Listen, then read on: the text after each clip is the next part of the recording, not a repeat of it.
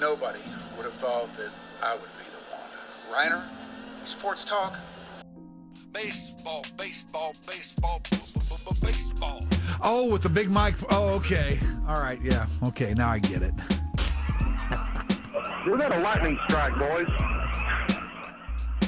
What happened over there, Grego? We had a little lightning strike right outside the window.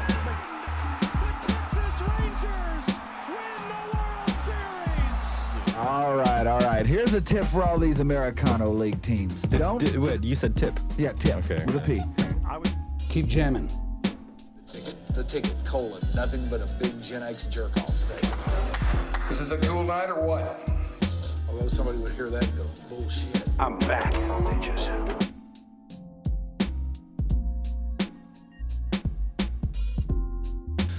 And hello, one and all. It is your dark companion back from a little bit of downtime and very glad to be prepared to edify you once again this year in the way that we did last year. Except we're going to try and make everything better, everything bigger, everything cooler. We will probably fail miserably, but we're going to try nonetheless. I would be Mike Rhyner. We are here inside the nurturing biosphere of the mothership today. This is episode number 183. Four. My bad. Of your dark companion here on the 5th of January. And I can scarcely think of anything I would rather do than what we're about to do today. Because I don't know if you guys know this out there yet in podcast land, but the Cowboy season is over, and the Super Bowl is going to be held this year without the Cowboys. No way. I wish I didn't have to be the one to bring that bad news to you. So instead of me bringing it to you, what we're going to do is talk to the guy who really brought it to you. Not only today, but all season long. He has been on here before. We are delighted to have him back with us today. He is one of the men on the beat of the Cowboys for the Dallas Morning News, Joseph Hoyt. Yeah. Hi, Joseph. Hey, Mike, thanks for having me. I appreciate, kind of being the sacrificial lamb of being the messenger that has to give the news of another dismal season in Dallas. But happy to be here. Well, somebody's got to do it, Joe. It's either it's either you or Calvin. Yeah, I mean, honestly, we Rochambeau for it and I lost. So, that's why I'm here, Shoopy, do you know what Rochambeauing is? No, I don't. Joseph, would you like to explain, or me? Well, you can take it. I believe in you. Okay. It's basically a competition where you kick each other in the nether region, and whoever finally gives up wins. Or loses, I guess. Oh, that sounds painful. Yeah, so that's and what they just did. For the record, I don't believe that. I don't believe that actually happened. No. But I mean, honestly, I think I would bow out before Calvin in that case. So, it's fine. It's fine. Well, it's over. And I don't know how to break this news to the masses. But alas, the Super Bowl will go on this year, and the Cowboys will not be in it. I know that's tough. I know a lot of you are just downtrodden about this, but these things happen sometimes in life. And I can scarcely think of anybody better than the man who has been on the beat every day for the Dallas Morning News to talk to us about it and talk to us about what happened, how it happened, why it happened, and kind of put the thing to rest for the year, because this season, safe to say, did not go the way it was supposed to go on a number of fronts. So, as you look at it from the standpoint of just an overview, and I want to get into some specifics later on, but just as an overview, Joe, what happened? Yeah, I kind of look at this season almost, I call it like a two-faced season, almost like the character from comic books where, half of the face is pristine and great, and that's awesome and very ready to go. And the other half is just shredded to pieces and deteriorated beyond all belief. Because ultimately, I think the thing that this season came down to, there was a lot of stuff that happened, but you had an offense that was prolific and a defense that was vulnerable in every single facet of defensive play. It was one of those things where I think it kind of got worse as the season went on. And I think you even look at this last game Sunday in New York. If you would have told me that Gunnar Olszewski, I don't know how many of the viewers out there know who Gunnar Olszewski is, but if you would have told me that guy would add about 100 yards receiving against this Cowboys defense, I think that would have been really a testament to just how bad this season went. And then another one of the nuggets that kind of came out today, and just kind of some perspective on how bad the Cowboys defense was under Matt Eberflus in his first year as defensive coordinator, and probably his only year, if we're being honest. Russell Wilson came out today and said that he tore his hamstring before the Cowboys game in week 2. Russell Wilson, who was later benched, proceeded to throw for 450 yards in that game against the Cowboys defense. This year was defensively was as bad as you probably could imagine. And I think one thing you got to keep in mind moving forward is with Dak Prescott's window in terms of what he was able to do this year, throwing for 4,500 yards, 32 touchdowns total, and 10 interceptions. This was a waste of an offensive year that they probably could have done something if they had a defense that was even 25th or 24th in the league in terms of scoring. Not one of the worst defenses the NFL has seen in the last 5 years. Best year of Dak's career? I think if you consider some of the things that he had to go through, and going back to the season-ending injury he had last year, starting off, the offseason with hamstring surgery and kind of building back from that, I think this is one of the more impressive seasons of his career. He was really diligent this offseason in terms of putting in the work. Jake Ferguson called him the Slim Reaper because of how good a shape he was in going into the season. And I think you saw a mobile Dak Prescott, someone who was willing to push the ball downfield. And I think the one thing you can't ignore, though, when it comes to the offense this year was the addition of George Pickens. I think what that did, playing off CeeDee Lamb, even when CeeDee Lamb was hurt, I think what Javonte Williams brought in the run game, both of those guys are free agents, by the way. I think that Dak Prescott had a full arsenal of weapons, and I think he used them to pretty much the fullest in terms of what he could do. He seemed different to me this year.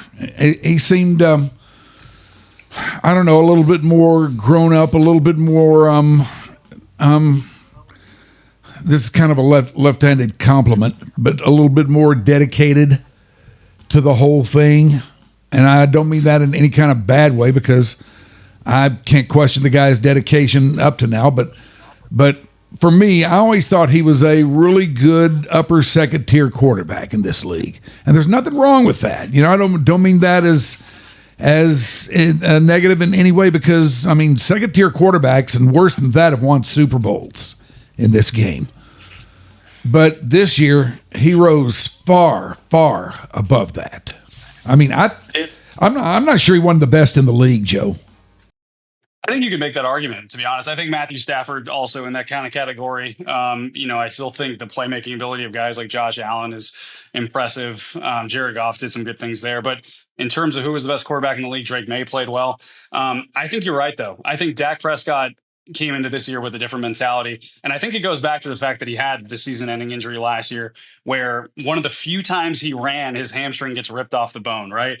And I think one of those things when you start to get into the early 30s of your NFL career, which, yeah, you still might be a young guy, but, time is kind of slipping a little bit in terms of what you might do from a career perspective.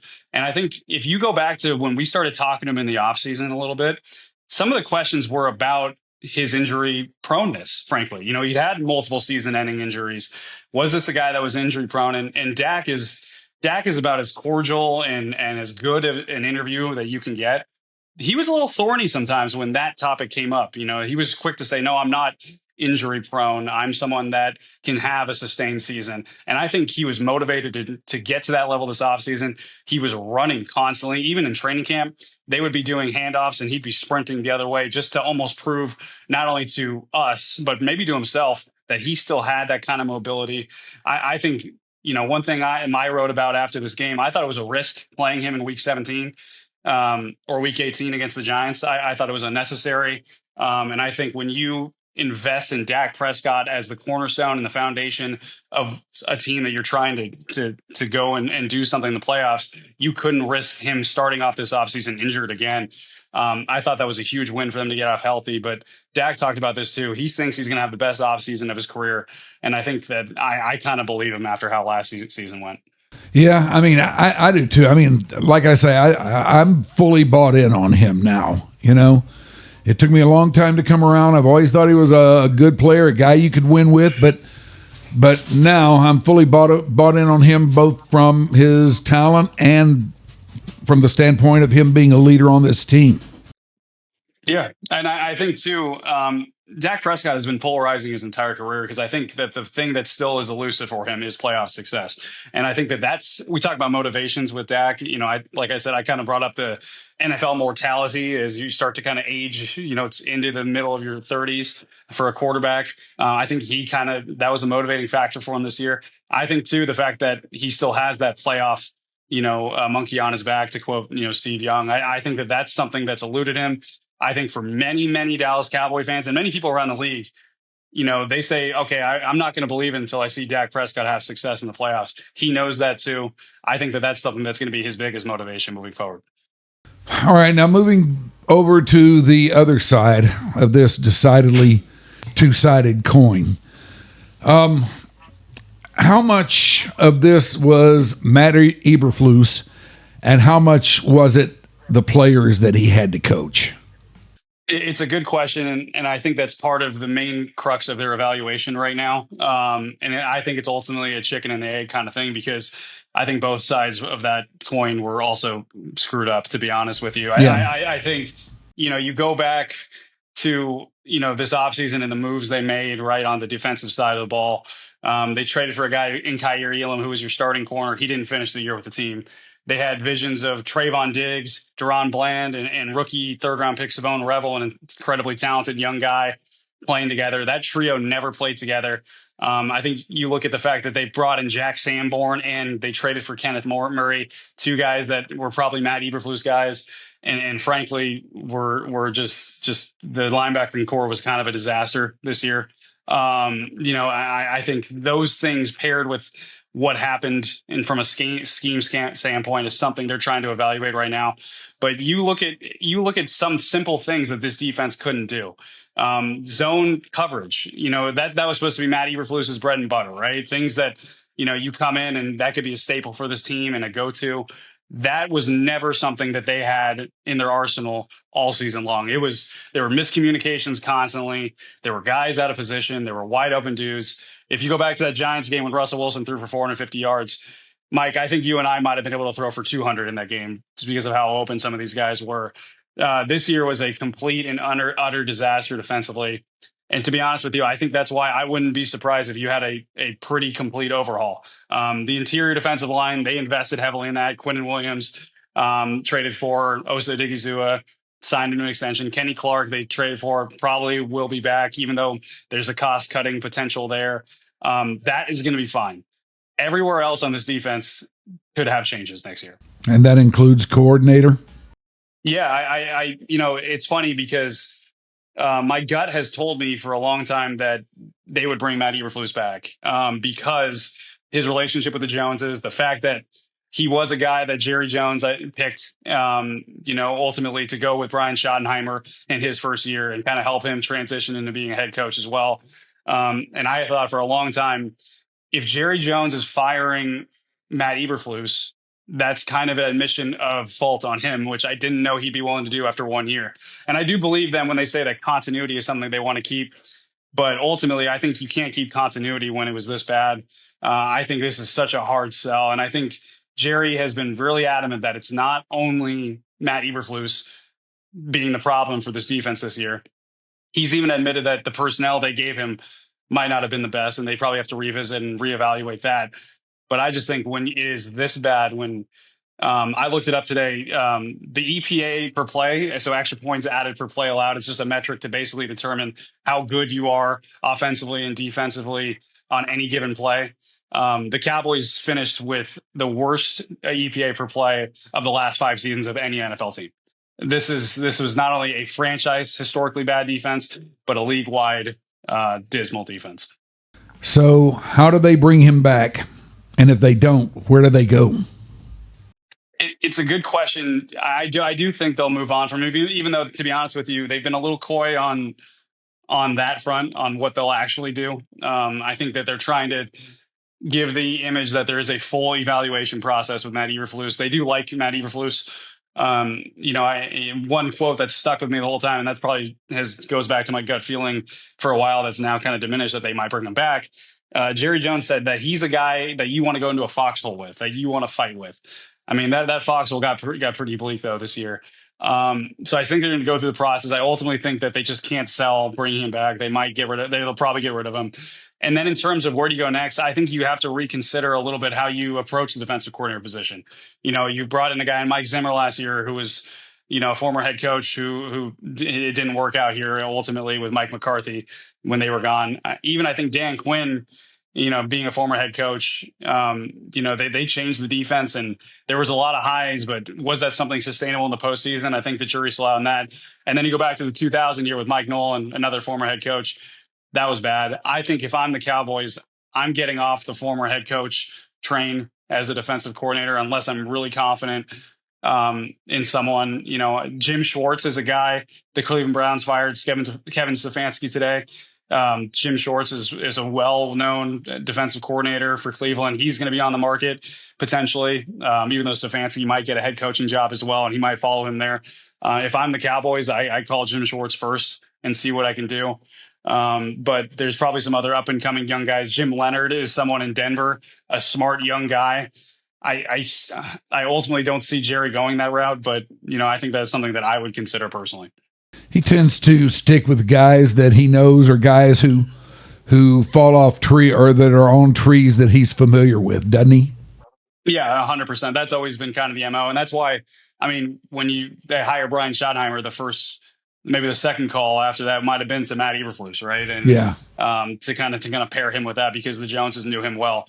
So I'm really curious to see what direction they go. The one thing I'll say, though, when we talk about Jerry Jones isms and things that he's done and the standard that he's kind of had over the years, I think we've seen a little bit of a deviation from that recently, within the last year.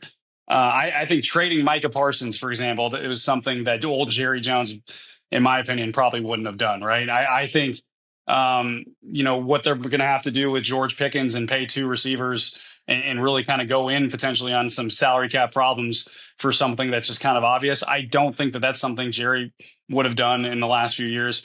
I think that, honestly, the filming The Gambler and seeing that and taking the risks that he showed in the past, I think that would almost reinvigorate his spirit to kind of look in the mirror and make some changes. And we'll see if he can do that in terms of a potential new defensive coordinator. Boy, he's really bit down hard on this gambler thing this year, this Riverboat gambler thing. Yeah, it's just, if we all know Jerry, we know that he loves his isms, he loves his marketing things, and I think that he's loves his relationship with Netflix and what that's done for him. I haven't seen Landman season 2 yet, but honestly, I'm just wondering if he's going to pop up there too and talk about gambling or something. But he hasn't popped up yet. Not yet. Okay, so I'm holding the jury out for that one. But that's something that I think that he has talked about ad nauseum is what he did back then and why that can influence him now. All right, one guy who came in here and did make a difference, and for the most part, it was a positive difference, although you didn't hear all good things about him before he got here, was the aforementioned George Pickens, who, as you said a moment ago, is a free agent. What happens here? Yeah, I think the likeliest path here is that they're going to have to franchise tag him to just kind of delay the inevitable of negotiating with him. I think in order to hold on to his rights and not let him go, I think he'll get the franchise tag. And I think that this is going to be, deja vu, I think, for the Dallas Cowboys. I think we're going to see another contract negotiation and drama spill into Oxnard, another holdout, just because I think that George Pickens, especially after, being a second round pick and not having the first round pick money and, getting traded from Pittsburgh. I think this is a guy that believes he is the best receiver in the NFL. And I think now he wants to get paid like it. I think that his asking price is going to be huge, and he has put himself in a position to get that, because I think the Cowboys, look at what he did this year and say, we can't get away from that. They had been looking for so long for someone to partner with CeeDee Lamb, for someone to take the heat off him. And this year, George Pickens was better than CeeDee Lamb. I think that that relationship, the way that those two feed off each other, they are in each other's, they're right by each other's side constantly at the facility. They obviously went out in Vegas together too, which has its negatives too. But that is a tandem that I don't think they want to lose. And I think George Pickens and his representation, by the way, athletes first and David Mulligetta being a part of that, who represented Micah Parsons, I don't think that that's something that they're going to take lightly going into this negotiation. I do like that Dak has already told Pickens not to take it personal when it comes to the negotiations. Yeah, 100%. I mean, Dak has talked about this too, and CD talked about this last year too. It's a shame in their mind that this is the way that has to go, and that this is the order of business when negotiating with the Joneses. But I think in this case, I just see it as an inevitable long process, because I don't think George Pickens is going to take a penny short of what he ultimately wants. All right, this is...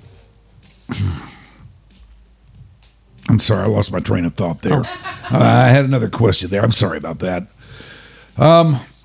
What about other guys on the defense that are going to have to be dealt with? I mean, is this going to be a thing where they have to completely start over, or what happened? How do they build out this? It's going to be tough, because I think completely starting over sounds nice in theory, right? But ultimately, we're talking about George Pickens, right? That's a lot of money that's going to go there. We're talking about Javonte Williams, who's also a free agent, had the best season of his career. They love him. That would have to be some money there too. You start kind of looking, at terms of how they're going to do their salary cap. I don't know if there's enough money to do a complete free agency veteran overhaul, right? So that means you're probably going to have to invest a lot in draft picks and a lot in rookies that are going to come in here and try to make plays. And that could be kind of scary too. I fully expect, like I said, the interior defensive line, I think that's fine, right? I expect them to make changes and additions at every other part of the defense. I think you might see a complete overhaul of linebacker. I think edge rusher, they got to find someone that has enough juice to get after the quarterback. The guy that interestingly enough, I think might have played himself out of his price range with the Cowboys might have been Jadeveon Clowney. This is a guy they brought in late. He had 4.5 sacks the last 2 games. Yesterday, I mean, in terms of just a guy with pure relentless effort, I think he typified that and exemplified that. And that's someone that you want to keep around. And I think that he might have priced himself out for the Cowboys. I'm curious to see what they do in the secondary. Donovan Wilson is a guy that I don't expect back. So that's another starting safety spot. Kenneth Murray, I don't expect him back. So they've got a lot of work to do. I think ultimately there are some guys that I think I even just said, hey, they're not coming back. I wouldn't be surprised if there's at least one shock of like, wait, you brought him back? And simply because they just need bodies on cheap deals that can come in and probably play meaningful snaps next year on a defense that was really bad this year. We're talking a little Cowboys here, putting a wrap on the season with Joe Hoyt of the Dallas Morning News. We'll have a little bit more with Joe coming up here in just a second. If you need to go get you some water or something, this is the time to do it, because now it is time for the dreaded and feared mid-show read.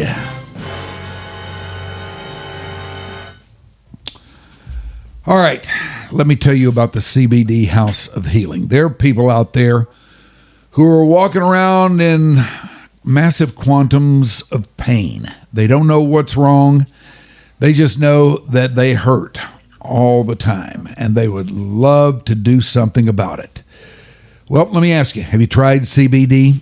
Have you been to the CBD House of Healing yet? We've been telling you about it for a long time. If you haven't been over there yet, that's on you. But there is time for you to do something about this, because at the CBD House of Healing, they go about this in a completely different way. You see, Their owner is a registered nurse, and she knows all manner of getting you through pain. Holistic, not so much holistic, and all the rest of the methods. But CBD is something that she has done research on, something she's been a little bit of a pioneer in the field. And you probably think, okay, he's just sending us to a big head shop where they're going to give me some zigzags and send me on my way. No, it's not how things go over there at the CBD House of Healing. She will listen to you. You tell her what's wrong. She will have something for you, and I'll bet you anything it's going to make you better. How do I know this? Well, not too long ago, I was in much the same situation as that, and I went to the CBD House of Healing, and what they gave me did wonders for me. I don't know if it got rid of it, but it certainly doesn't hurt anymore. Now, if she can do that for me, she can do it for you. They are located at Northwest Highway and Plano Road in the northeast corner of that burgeoning intersection over there. Drop by, tell them you heard about it from us here on Your Dark Companion, and begin your healing. Begin your road to wellness at the CBD House of Healing. Is that it? That's it. All right. Nailed it. All right. Excellent. You know, you mentioned Javonte Williams, and I'm not certain that right now he is not my favorite athlete out of all the guys on all the teams around here playing the craft. That guy ran hard. That guy ran hard every single time, and he almost always got more out of a play than it looked like was there. Mm-hmm. And how do you get rid of that? How do you let that walk away? You don't want to if you're the Dallas Cowboys, but I think when you start looking at how the market's going to go for him, they've kind of proven recently that post Ezekiel Elliott, they don't want to spend too much money on the running back because they believe that it is something where you can kind of go cheaper. I think even with Javonte Williams in particular, Clayton Adams, the offensive coordinator, talked about this earlier this season when they were looking and evaluating who they wanted to be their running back and their bell cow. Javonte Williams was the choice in part because his value was low. He was coming off an ACL injury 2 years prior. He just didn't have the speed back. His market was dipped. They saw a stock that they could buy low on, and now that stock is high. But I think to your point, this is someone that they love because this is a guy that wished he was tall enough so he could play linebacker in the NFL. That's one thing that he grew up wanting to be, the next Ray Lewis in terms of physicality, and he has brought that to the running back position. I think that's going to be a guy that you're hard pressed to let walk, but I'm curious to see where his market falls. If he got about $3 million this year, 1 year, $3 million deal. If he gets in this $8 or $9 million range, part of me thinks that they might be okay trying to find another Javonte Williams rather than paying that. That would be a big risk. Those guys, I mean, I know it's running backs, and the common thinking about running backs is you can always find one. And I guess to a certain degree that's true, but the degree where he stops at way exceeds that. You know, I mean, he is much, much better than what you're liable to find out there. I agree. Yeah, I think trying to strike lightning twice with the value they got from Javonte Williams at the price they paid is going to be pretty hard to do. One potential counter to that is the idea that Malik Davis had a 100-yard rushing game this season. Yeah, he did. He did. Jaden blew in the first half before it was obvious that Dak Prescott was out and they we're just going to crash and defend the run. Jaden Blue was fantastic against the Giants. I think that it just comes back to the value. There might be some options in terms of what they believe they can do with Brian Schottenheimer and Clayton Adams' offense to make something happen that might not be worth paying that much money for. All right, now on the subject of Brian Schottenheimer, I don't know when I've seen a Cowboy coach come in here, especially an unknown Cowboy coach, a first-time coach, come in here and capture the fancy of the masses the way he has. I mean, it seems like the guy just won everybody. I mean, hell, he won me over too. I mean, I really like the guy. He seems like he's just a hell of a guy and a great guy that you'd want to play for. What do you think? How does he play in the room with the guys? Oh, I mean, I think they love him. I mean, it's you talk about him winning you over and winning the masses over. I've told this story before. When I first got on the beat 3 years ago, he was an offensive coordinator. And again, I'm not some seasoned guy that knows every single future NFL head coach, right? But I remember the first interview he had, I was listening to him. I'm like, that's an NFL head coach. That just the way he talked, the way he explained things. I think that's something that he brings to the locker room as well. He's very communicative. He talks about having an open door policy.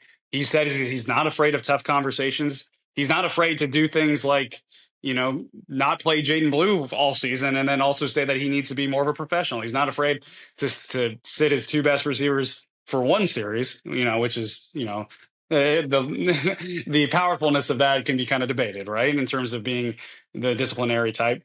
But this is someone that welcomes the relationship part of things. And I'll tell you this about Brian Schottenheimer. I still think that there's a lot for him to prove as a head coach. I think he is not satisfied with the 7-win season.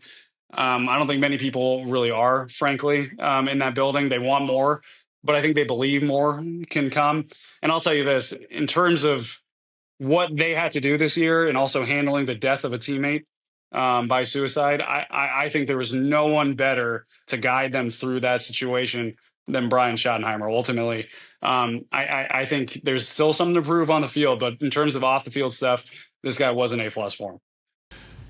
When he got the job, I was like, I don't know, kind of on the fence. I didn't know just a whole lot about him, knew who his dad was and everything like that. And I just thought, okay, let's just walk the middle here and listen to what the guy says and give him a chance to say something where he hangs himself. That never happened.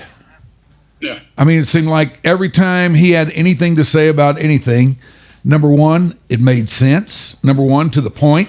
Number three, he didn't act like he was the biggest, baddest, toughest guy in the room or anything like that. He was always very conversational and just seems like a really, really legitimately good guy and a good leader.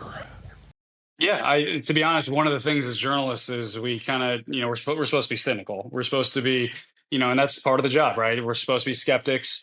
Brian Schottenheimer's a guy that has never come across to me anything but genuine.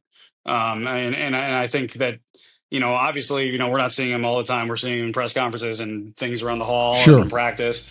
But I do think that this is someone that plays well with his players. I think that they don't think that. I've said this before. The locker room is the greatest BS detector there is out there, right? Yeah. Because they know who's telling them lies and who's telling them stuff straight up.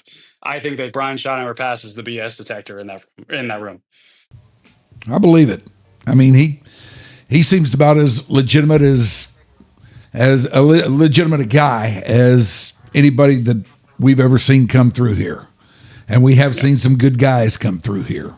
And that's saying a good bit. Mm-hmm. All right, so where do you think this thing needs to go in the draft, Joe?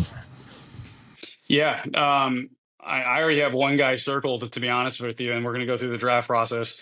If Ohio State safety Caleb Downs is there at 12, I think you run to the podium and take him. And I think that this guy is a difference maker on your defense for a long time. He's a safety, so there's a chance that a top 5 talent could slip because people value safeties a little bit like running backs. I think that from a leadership, from a communication standpoint, from a playmaking ability, we're talking about how they have to probably rely on a lot of young guys and cheap veterans moving forward, because I think if you're going to overhaul, you can't just do it like that. I think that this guy is a building block for them that could be a difference maker and someone that would be a home run pick for them. And I think ultimately I might be in the minority on this one, but that second first-round pick, I would trade back. I would trade back, accumulate more picks. I think you need to walk out of that draft with someone in the secondary from a safety perspective who could play. You need a corner, you need an edge rusher, and then you need linebackers too.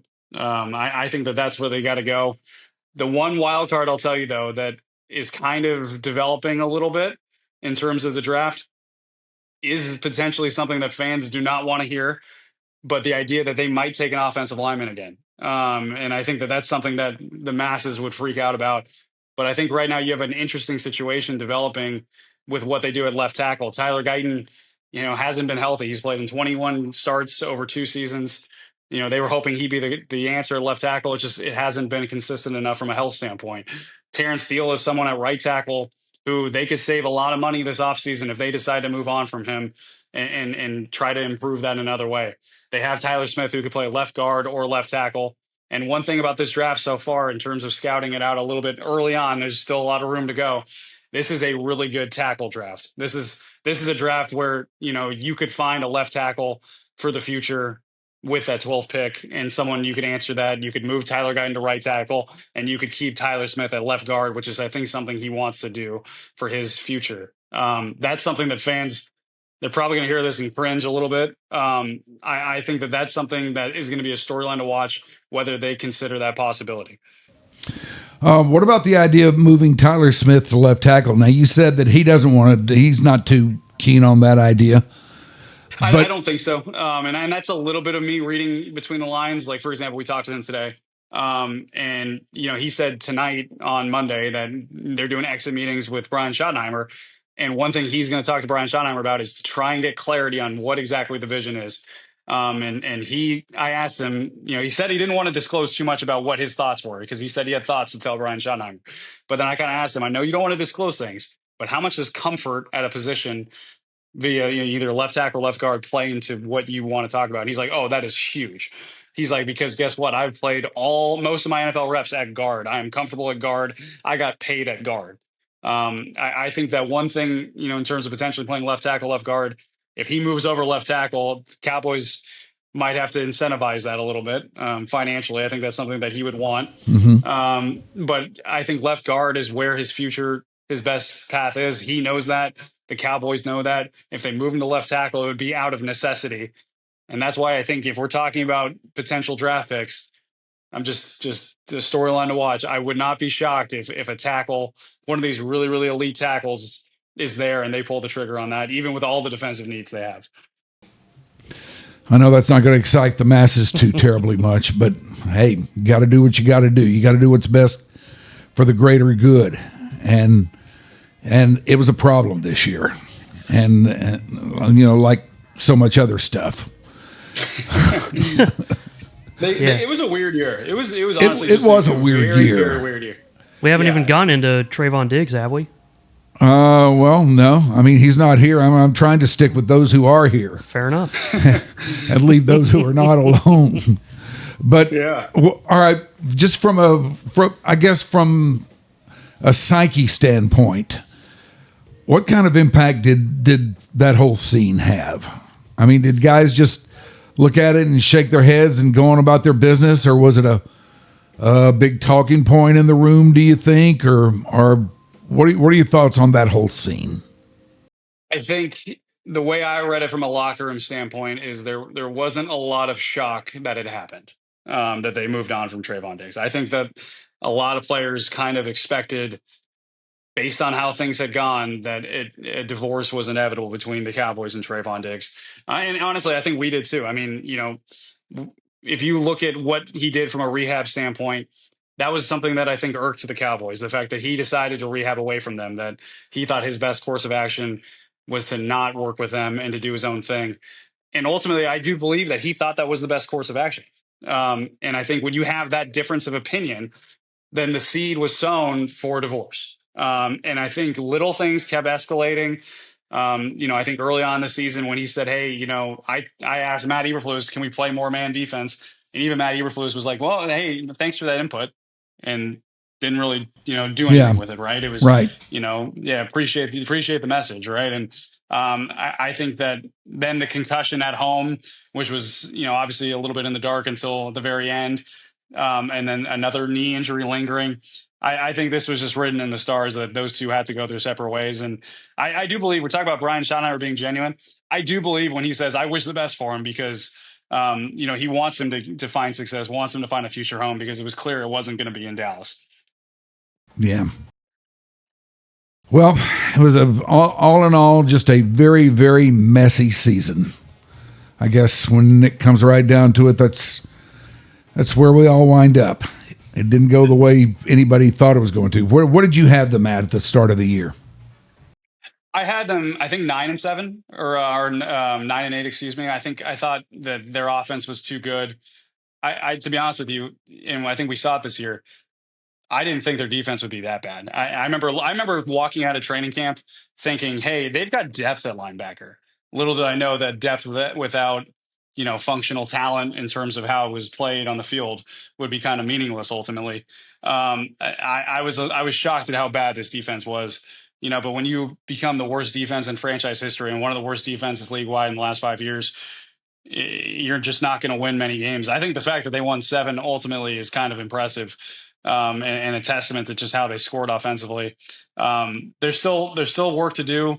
And if I'm a Cowboys fan, one thing I'm taking away from an optimism standpoint, though, is I think you're about to get the best window of Dak Prescott's career. And I think that you have to strike now. You have to go all in. You have to make moves. I think that that's something that, you hold your breath a little bit with Jerry Jones in terms of what they might actually do in terms of adding guys and taking risks. I think if there's a time to do it, it's now, knowing what you have in Dak Prescott, George Pickens, CeeDee Lamb, and that offense. Yeah. Okay. Then talking about making moves, I assume you're talking about defense. What do they need? Yes. What do they need the most? I go back and forth on this because it's kind of chicken and egg situation, but does the pass rush make the corners better? Do the corners make the pass rush better? I think if I am doing my biggest need, it is probably edge rusher, which is ironic considering they one of the best ones, if not the best. No, I'm not going to say that. Myles Garrett's better. One of the best in the NFL walk out the door, right? And Micah Parsons. I do think if we're talking other offseason storylines, the lingering potential divorce between Max Crosby and the Las Vegas Raiders is worth watching. Obviously a Colleyville Heritage alum, a local kid, someone we talk about relentless effort with Jadeveon Clowney. Max Crosby is a relentless effort guy. He's someone that would slide into the Cowboys culture and be a leader to pair with Quinnen Williams for a long time. I think if he does truly become available, and I think we're going to find out probably around the combine to see if that's a legitimate possibility. I don't see how the Cowboys don't throw their hat in the ring and make that kind of aggressive move. Joe, can't thank you enough for this, man. You are a font of great information, as always, both here and on the pages of the Dallas Morning News as well. Thank you very much, my friend. We'll have you on again sometime, maybe around draft time, if you're game. I'm kind of a draft nerd, so let's talk all draft stuff. But I always appreciate coming on. All right, there he is, Joe Hoyt of the Dallas Morning News with us here on Your Dark Companion. And don't forget, if you like what we're doing around here, what you need to do is get us out there on your social media. Get us out there, share us, tell people about us, and get them on board here. This thing is growing rapidly, but we want more. We always want more. We never stop wanting more. We're like the Cowboys in that way. So get them on board here, and we will see when we look up after pushing and keeping our eyes squarely on the back of the person in front of us. We'll look up one day and see where we are, and hopefully it'll be in a great place. We think it will. Hell yeah. Appreciate you watching. Bye-bye.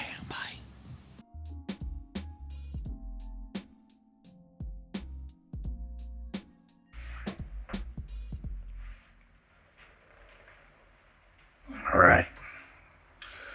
I'm going to go take my pants off.